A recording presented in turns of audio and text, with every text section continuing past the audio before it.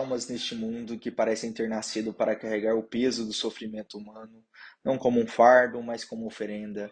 Santa Rita de Cássia foi uma dessas almas raras, cuja existência terrena se desenrolou como um romance divino escrito nas páginas mais sombrias da condição humana. Nascida em 1381 na pequena Rocca Porena, nos Apeninos italianos, ela viveu numa época em que a violência e a vingança eram moedas correntes, quando as famílias se dilaceravam em ódios ancestrais e a paz era um sonho distante como as estrelas.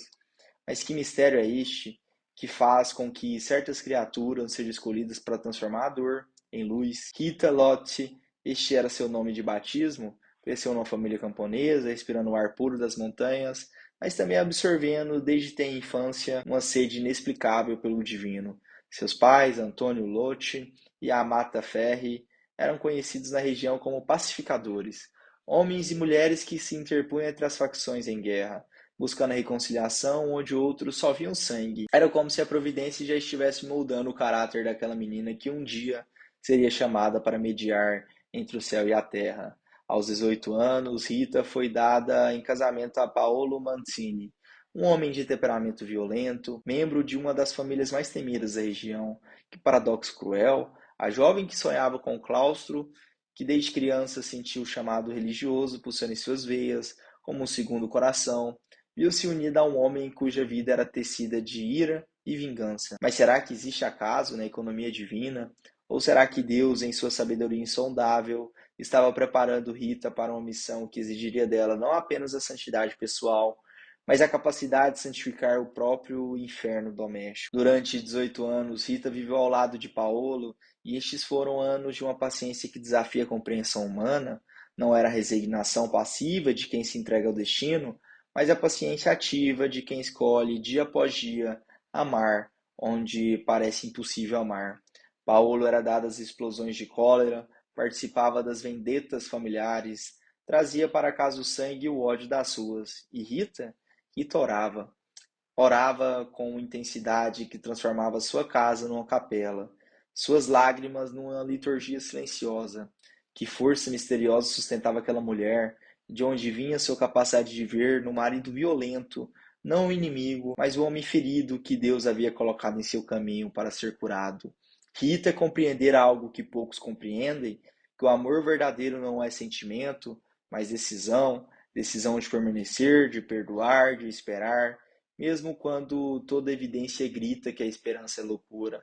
E o milagre aconteceu, lentamente, imperceptivelmente, como a aurora que desponta sem que se perceba o momento exato em que a noite se torna dia. Paulo começou a mudar. A mansidão de Rita, sua oração constante, sua recusa em responder à violência com violência, foram minando as defesas daquele coração endurecido. O homem que antes resolvia tudo com a espada começou a buscar a paz. A transformação foi tão radical que Paulo tornou-se conhecido na região não mais como guerreiro temível, mas como o homem que havia encontrado a paz. Deste casamento nasceram dois filhos, Gian Giacomo Antônio e Paolo Maria. Rita os amou com a intensidade de quem sabe que o amor materno é uma participação no próprio amor criador de Deus. Mas que dilema terrível se apresentou diante dela. Os meninos cresceram respirando o ar envenenado das vendetas familiares, e quando Paulo, seu marido, foi assassinado numa emboscada vítima dos ódios antigos que pensara ter deixado para trás, os filhos de Rita começaram a falar de vingança. Aqui se revela toda a profundidade do drama espiritual de Rita. Como mãe, ela compreendia a dor dos filhos, a sede de justiça que queimava em seus corações jovens. Como cristã, sabia que a vingança é um veneno que mata primeiro quem bebe. O que fazer? Como conciliar o amor materno com a fidelidade ao Evangelho? Rita escolheu o caminho mais difícil, preferiu ver seus filhos mortos a vê-los assassinos. Essa escolha, que pode parecer monstruosa aos olhos do mundo, revela a grandeza sobrenatural de Rita. Ela compreendera que existe algo pior que a morte física, a morte da alma, e assim, numa oração que deve ter custado lágrimas de sangue, Rita pediu a Deus que levasse seus filhos antes que eles manchassem as mãos com sangue inocente.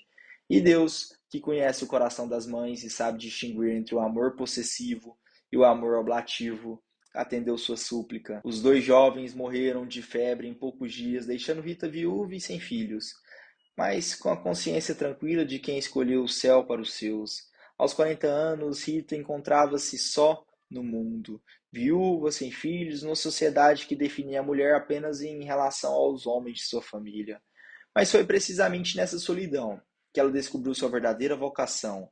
Livre dos laços familiares, Rita pôde finalmente abraçar aquele chamado religioso que sempre ecoara em seu coração. Mas antes de buscar o convento, Rita realizou um gesto que a colocaria para sempre entre os grandes santos da história. Ela perdoou publicamente os assassinos de seu marido. Não foi um perdão murmurado em orações privadas, mas uma declaração pública, diante de toda a comunidade. Rita procurou as famílias inimigas e, diante de todos, declarou que renunciava a qualquer direito de vingança, que perdoava de coração aqueles que haviam derramado o sangue de Paulo. Que revolução interior deve ter precedido esse gesto? Que batalhas espirituais Rita deve ter travado consigo mesma antes de chegar a esta vitória sobre a natureza humana? O perdão, quando é verdadeiro, não é apenas o esquecimento da ofensa, mas a transformação do ofendido. Rita não apenas perdoou, ela se tornou instrumento de reconciliação. Sua atitude quebrou o ciclo de violência que há gerações ensanguentava aquelas famílias. Onde antes havia ódio, ela plantou paz. 3 vezes Rita bateu às portas dos mosteiros de Santa Maria Madalena, em Cássia. As 3 vezes foi recusada. As religiosas temiam aceitar uma mulher cuja família estava envolvida em vendetas sangrentas, mas Rita não desistiu. Contra a tradição que, numa noite, ela foi milagrosamente transportada para dentro do convento pelos santos João Batista, Agostinho e Nicolau de Tolentino. Ao amanhecer, as freiras a encontraram ajoelhada diante do altar em oração. Este episódio, que pode parecer lendário aos olhos céticos, revela uma verdade profunda. Quando Deus chama a alma para uma missão específica, ele mesmo remove os obstáculos que se interpõem em seu caminho. Rita havia sido escolhida para uma vocação singular, e nem as resistências humanas poderiam impedir o cumprimento dos desígnios divinos. No convento, Rita floresceu como uma rosa no jardim de Deus.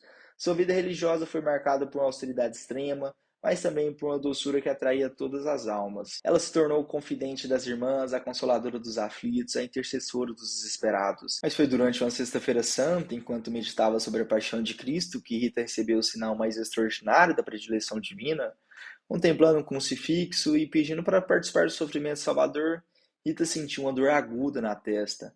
Um espinho da coroa de Cristo havia se desprendido e se cravado em sua fronte, abrindo uma ferida que jamais cicatrizaria. Este estigma, que exalava um odor fédido e afastava as pessoas, tornou-se o selo de sua união mística com o Cristo crucificado. Que mistério é este? Que faz com que Deus marque alguns de seus eleitos com os sinais da sua própria paixão. Rita carregou esta ferida por 15 anos, até a sua morte, transformando-a em fonte de oração e oferecimento. Apenas uma vez a ferida se fechou milagrosamente, quando Rita precisou ir a Roma para o jubileu do ano de 1450.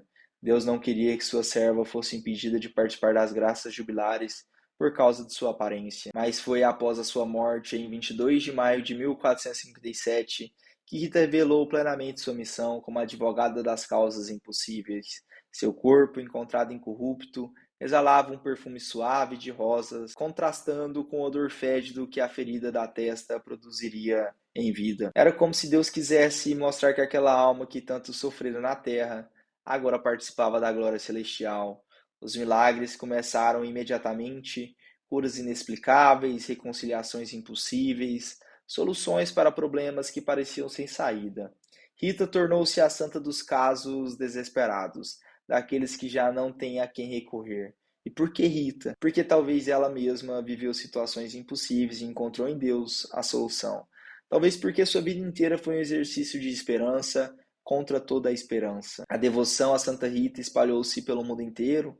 Em cada continente, em cada cultura, há almas que encontram em Rita a intercessora de suas causas perdidas. Ela que foi esposa de um homem violento e o converteu pela paciência.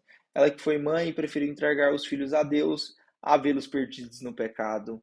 Ela que foi viúva e transformou a solidão em comunhão com o divino. Ela que foi religiosa e recebeu em seu corpo os sinais da paixão de Cristo. Santa Rita de Cássia nos ensina que não existem situações verdadeiramente impossíveis para quem confia em Deus. Sua vida é um testemunho de que a santidade não consiste em evitar o sofrimento, mas em transformá-lo em oferenda. Ela nos mostra que o perdão não é fraqueza, mas a força mais poderosa do universo. capaz de quebrar os ciclos de ódio e violência que escravizam a humanidade. Em nossa época, marcada por tantas divisões e conflitos, Santa Rita surge como um farol de esperança. Ela nos lembra que cada um de nós pode ser instrumento de paz, que cada lar pode ser transformado em santuário, que cada dor pode ser transfigurada em amor. Sua intercessão continua ativa, seus milagres continuam acontecendo, porque o Deus que ela serviu com tanta fidelidade continua sendo o mesmo, o Deus do impossível, o Deus que faz florescer rosas no inverno da alma humana. Que Santa Rita de Cássia, é advogada das causas impossíveis, interceda por todos nós para que aprendamos a amar como ela amou, a perdoar como ela perdoou e a esperar como ela esperou, mesmo quando toda a esperança parece morta, porque para Deus e para aqueles que nele confiam, nada é verdadeiramente impossível. Que Santa Rita de Cássia rogue por nós. Em nome do Pai, do Filho e do Espírito Santo. Amém.